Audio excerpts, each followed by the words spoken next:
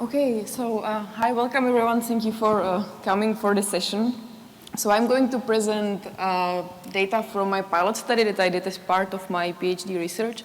That is on the Soylent community of Soylent dieters who are replacing their daily meals with the powdered food replacement Soylent. So I'll first introduce the Soylent diet because it's probably not a very well-known thing yet. And then go on with my Soylent study. With the methods, findings, discussion, and then some sort of speculation at the end of the presentation. So first, what is Soylent? Soylent is a nutritional drink that is supposed to contain all the nutrients, micro and micronutrients, that your body needs to stay healthy. So people are basically using it as a full food replacement. They don't eat anything else. In some cases, only sustaining on the Soylent diet. It's developed by online community of nutritional hobbyists, so people who are not experts in nutrition. So they call themselves diet hackers. And what they do basically is that they in a way like decipher the existing conventional meals in the nutrient components and then basically reassemble them together again in the powdered form and then drink the powders with water as a nutritional shake. So how did the whole Soylent phenomenon started? It was in 2013. It was invented by software engineer Robert Reinhardt, who published on his blog article about his self-experiment trial where he stopped eating for 30 days and he was basically sustaining only on the Soylent, and it was very optimistic results. So he managed to get a lot of public attention. So he started crowdfunding campaign where he raised enough money to start his own startup business here in Silicon Valley. But at the same time, he made the Soylent formula, the recipe of the Soylent powder, and the whole idea open source. So he basically invited the whole online crowd of users to tinker with his Soylent formula, to suggest some improvements, to suggest, some critical points of his recipe. And that really happened. So shortly after that, three different communities or community forums emerged online where people started discussing the idea, suggesting improvements, but also creating their own Soylent powders, Soylent recipes, customized according to their personal needs. So through this crowdsourcing of nutrition data, they basically started this thing that they call in the forums diet hacking. So this is a screenshot from the DIY Soylent site. So if you can see, I hope you can see it. There are users from different countries who are publishing the recipes. So right now there is over 5,600 recipes from over 30,000 users from 75 countries. So somehow the Soylent diet became a global phenomenon, even if it was started here in California. So now to my study, I just want to introduce a little bit some background or how do I frame the Soylent diet. So I'm interested, in the new experimental diet that are developed online by expert amateurs, for instance, from the Quantified Self community or the nutrigenomic diet produced by the nutrigenomic dieters according to the genetic data. So Soylent is just part of my research. So you may ask, why would people do that, right? Because we already have nutritional guidelines in every country. We have the standards of healthy diet. So why would people actually want to tinker with their diets and personalize the diets? So according to the existing food studies literatures, there is some sort of emerging or increasing public distrust in existing food policies, caused mainly by the conflicting interests of food industry lobby and the public health interests. So Alison and Jessica Hayes-Conroy even go further, calling the existing food system hegemonic nutrition system, where basically consumers are left behind just as the mere recipients of the policies and recommendations from some expert food system. On the other hand, the existing HCI literatures call for, the democratization of food expertise and some sort of rejuvenation of everyday food science and the human-food relationship that once used to be authentic and now became kind of dissolved within this expert food system. But the third point of the food studies literatures is this risky aspect of this DIY tinkering with diet. So there are many authors reporting, all kind of problems and safety issues with this DIY tinkering, this expert amateurs product. So basically it leads to the question of who should have a right to decide what we should eat, right? Like, should it be the expert system or the everyday consumers, the users who have everyday experiences? They are practitioners, we are practitioners with food. So that leads to my research question, what interests me at the Soylent community. So I was interested in the motivations of the Soylent dieters, then the impact of the online community discussions, on their abilities to improve their diets according to their needs, and also on their understandings of risks of the Soylent diet. And then also I was interested, in what possible challenges, if any, are there that the DIY Soylent model can offer to the existing expert food system. So my methodology, I was doing the online participant observation at the 3 online Soylent forums, and then live interviews with 21 Soylent DIYers. So far I interviewed over 60 people, but now I'm reporting only the 21 DIYers that I interviewed last year. I was doing convenience sampling and then snowballing, and basically the location was kind of all over, all over everywhere. So most of the interviews happened in Europe, but also in US and in Singapore and Korea in Asia. So what are the findings? So the main motivation turned out to be some sort of, craving for a control over own diet. So the participants very often reported that they want to have a better control over what they eat from the nutritional point of view. And they saw Soylent as a better alternative to all the existing food options. And many times they mentioned, that they trust their own, they feel more confident about their diet because they can kind of decipher it by themselves, hands-on. They can tinker with the powders. They can really look into the so-called food black box and play with the ingredients and then assemble it again together. The second aspect was the Soylent peer optimization, so the interaction in the online forums. So most of the recipients, most of the participants mentioned that they kind of like the troubleshooting aspect of the online forums, that people are helping each other, suggesting recommendations, how to deal with potential issues. And it was also kind of interesting to see that the community interactions are supporting the individual self-confidence of the dieters. So many times they mentioned that, I wouldn't do that without the community because I wouldn't feel confident enough to tinker with the powder. But as I have seen so many other people who tried something, failed with something, I now feel more confident to do it as well because I can see their data. Then in terms of the risks, so the Soylent diet is obviously criticized a lot by media, by general public. So I was interested in how basically the community is managing the risks. How do they react to these negative reactions?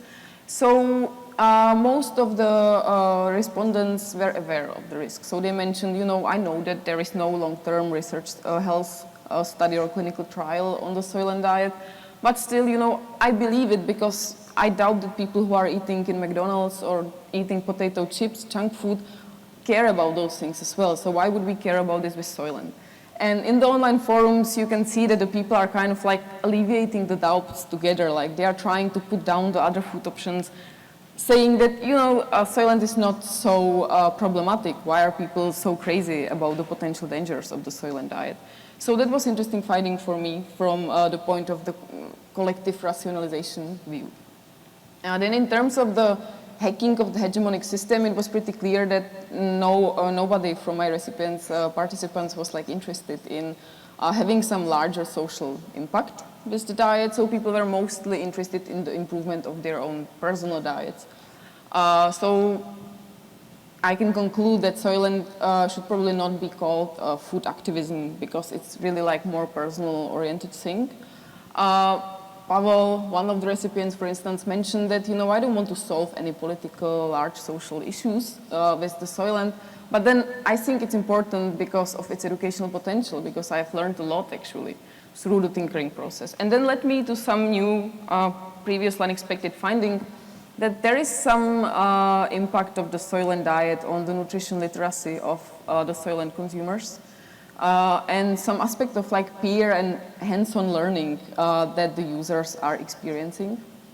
So Uri, another consumer, for instance, mentioned that, there are not complete information on all products that are available, like in supermarket or online. So I always need to do some sort of detective job to do my Soylent, because I really want to have all the macro and micronutrients, all the information. So I actually learned a lot because I need to do like my DIY research. So another interesting finding was that many of the respondents also mentioned that they changed their eating behavior, which is a big deal in the current food and nutrition studies.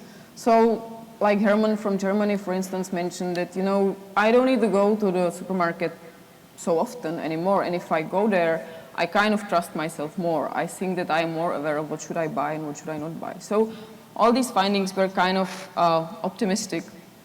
But then just jumping to the discussion session, this optimistic finding led me to the idea of, portraying Soylent as some sort of citizen science activity where people, expert amateurs, are doing research together in a very low-cost manner. They are educating themselves in the peer-driven style. But on the other hand, there are some risks of the Soylent diet that are not under nobody's control. So in that sense, it would be interesting to see, what would happen if some problematic issue in terms of the Soylent consumers' health appear? Like, what would they do? Would they still rely on the peer advice in the forums? Would they go to see a doctor? Would they rely on the expert system again? So there is something about, the responsibility for the DIY activities, which basically is relevant for the whole DIY hacker and maker culture that I see in the Soylent community. However, in the context of food, it seems that these risks are somehow more problematic, because still tinkering with technology and doing some potential fails is not so problematic as, doing potential fails in terms of your daily meals and daily nutrition. So that is one point that I would like to explore more in my future research, looking at, the risky aspects and the responsibility for DIY activities of expert amateurs. And then also one speculation slide that I just included today. What I see in the Soylent community is another interesting thing, and that is, the connection of the personalized nutrition to personalized healthcare. So if you think about it, the Soylent consumers are sharing a lot of data, not only the data about the nutrients and about Soylent, but they are also tracking their bodily reactions to Soylent consumption, like how they sleep after Soylent consumption, what is their mood, and they are sharing it very openly in the forums. And that might be first step of some sort of personalized medicine, personalized healthcare. So we were even playing with the idea of some sort of health 2.0 that would be performed over blockchain, some blockchain of healthcare data shared by the consumers, who would be peer sharing, peer interpreting, providing recommendation instead of relying on the expert healthcare system. Again, we would need to talk again about risk aspects, right, of relying on the peer knowledge. So the thing that I would suggest as a conclusion is that there is a need of some sort of better connection of the expert system, health system and nutrition system with the amateur DIY tinkering activities, because they are still important. The people are still producing some sort of data that might be valuable. So there is this tension between risks and opportunities of the DIY tinkering activities that I would like to explore more. So this is just, a speculative slide at the end. Anyway, I was quite surprised yesterday when we had a food science workshop here at CHI that at the end somehow, I guess, unexpectedly ended up being oriented very much to Soylent. So we tinkered with Soylent a lot and we discussed a lot of issues. So I realized that in the CHI community there might be some people that are interested in Soylent as well. So if you are one of those, please let me know, and I would be very happy to discuss any other ideas about Soylent that you have. And yeah, I guess that's all from me. Thank you. Thank you.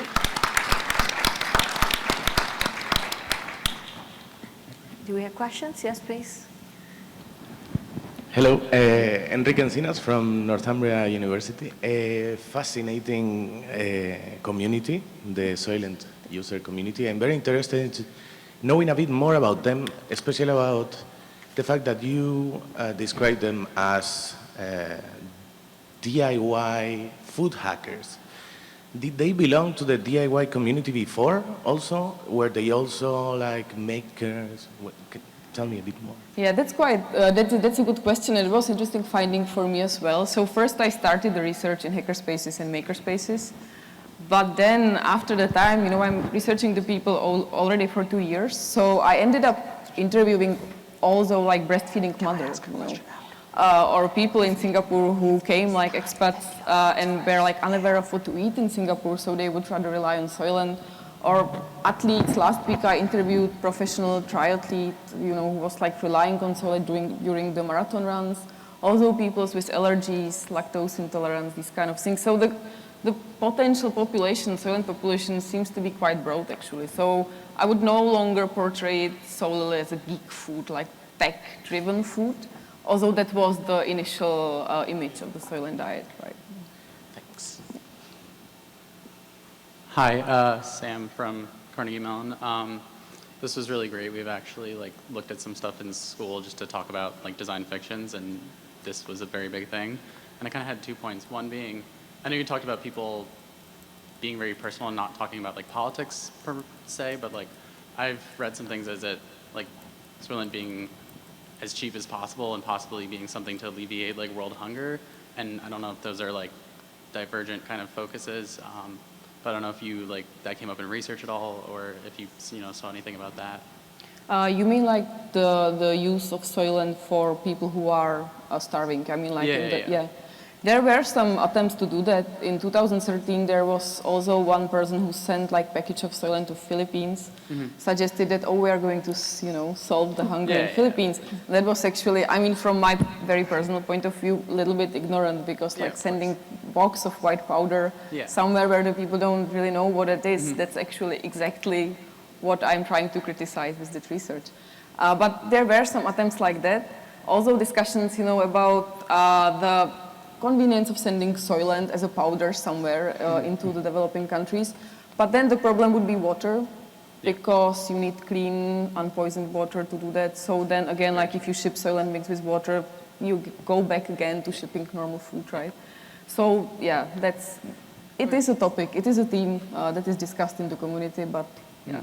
Yeah, I think it's the second thing, we're actually kind of going with the agroecology, tying in with that price thing, that's obviously decided upon and probably helped out by industrial agriculture. So I don't know if you might have come across stuff where people are specifically engineering polycultures that have higher nutrition values based off of interaction of different plants or soils. So I don't know if that is another thing that could go into play with you as well. Yeah, well, there is now this trending thing of algae protein, which is included in the latest version of the official Soylent developed by the official company. And they are kind of playing with that idea of algae protein as future protein that would be better than the meat protein. It's not, or I don't know, maybe it has been tested, but not to my knowledge. So I can't really develop more on the future of this usage. At the beginning of the Soylent, there was also this kind of maybe provocational thing done by the creator, by Robert Reinhardt, who was suggesting that, we should actually destroy agriculture, because agriculture is the most unsustainable part of the world. So, I mean, of the living on the planet. So it would be better to not have any agriculture and just have, monocultures of algae that would just producing, the nutrients that you need, and that's it. So, okay. Thank you so much. While Yuichiro sets up, there is time for one more question for Marketa. So if you want to ask, please. Yeah. So Brian Butler, University of Maryland. One of the questions I had is, and if you answered this in the first slide, I apologize, I missed that one. Do you think there's something that's distinctive about Soylent that distinguishes it from kind of any food stuff? Because there's lots and lots of stories of ranging from, I don't know, settlers coming into an area and having to figure out how to survive and work with the foodstuffs that are native to that area. In Great Britain during World War II, having to make do with kinds of meat that they hadn't usually had to work with. Jell-O in 1950s America being a cultural thing that people experience. So do you think there's something special about Soylent that facilitates facilitates this or prompts this, or do you think that this is really, you're seeing how we engage food when we're making it? Well, it's interesting to look at what you mentioned, you know. Usually people were using the food substitutes in some war zones or zones where there was not enough good food, but now people are using it in Silicon Valley. And there is plenty of food around. So there was also one quote from one of the participants suggesting that, you know, Soylent is actually removing the chore of choice for me, because I'm not able to choose my food anymore, because there is so many different recommendations on what is healthy and what is not healthy. So many scary stories about you should eat carbohydrates, you should eat fats, saturated, unsaturated fats, so many discussable issues, like problematic issues, that I would rather rely on Soylent, because I've tested it by myself and I see, you know, like that's like stripped on the very bare skeleton of food. So, yeah. Okay, thanks. I have to call time, sorry, for the next speaker. I know there was a few more questions, so feel free to go and talk to Marketa at the end of the session to get your answers. So thank you very much.